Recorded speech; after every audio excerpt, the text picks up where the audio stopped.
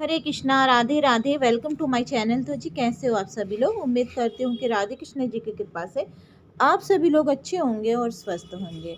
तो ये आज की वीडियो में मैं आपको माघ महात्म्य का पहला अध्याय सुनाऊंगी। कल से माघ मास के स्नान शुरू हो जाएंगे। बहुत ही पवित्र माह शुरू हो जाएगा। तो चलो शुरू करते हैं हम आज से माघ महात्म्य। तो सबसे पहले श्री गणेशाय नमः।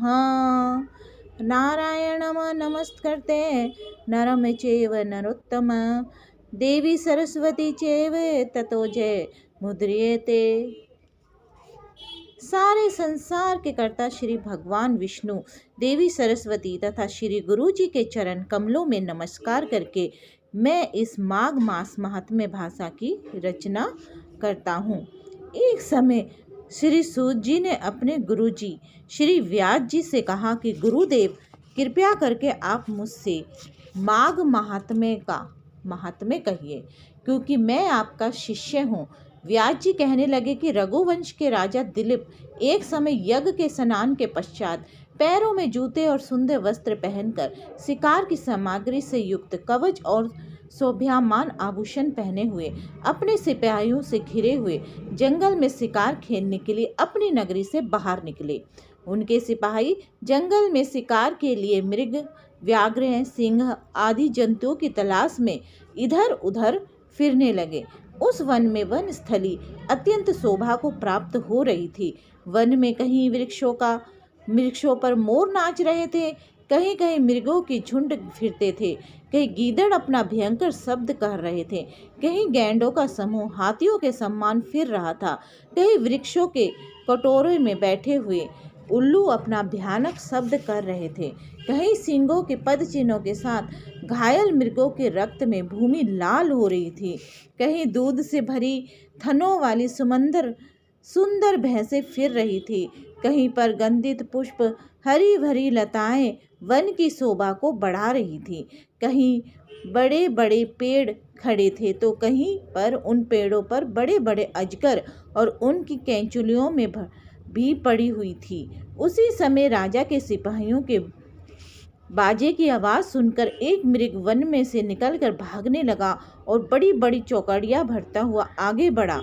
राजा ने उसके पीछे अपना घोड़ा दौड़ाया, परंतु मृग पूर्ण शक्ति से भागने लगा। मृग कांटेदार वृक्षों के एक जंगल में घुसा और राजा भी उसके पीछे वन में प्रवेश किया, परंतु दूर जाके मृग राजा की दृष्टि से ओझल होकर कहीं निकल गया।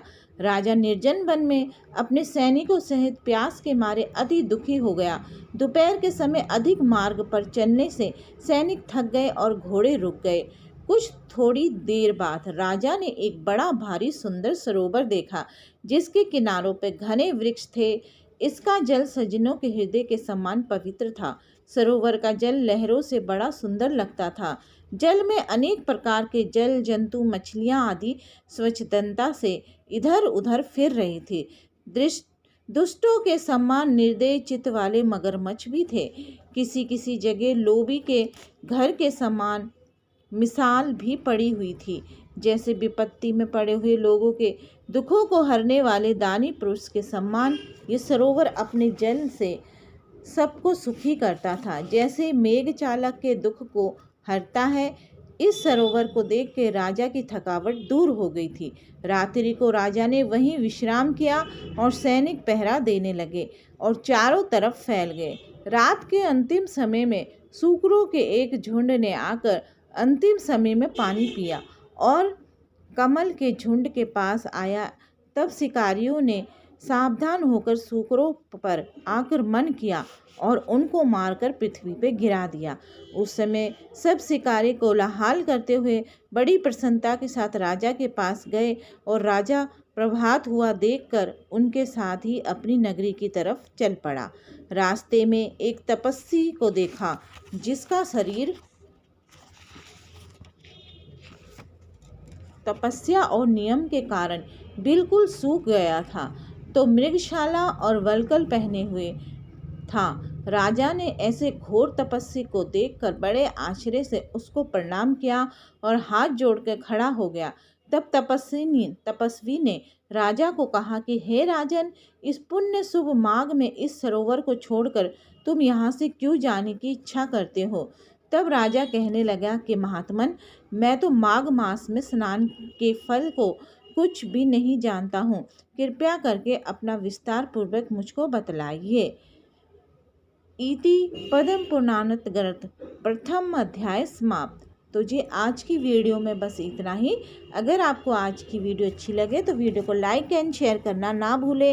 हरे कृष्णा, राधे राधे।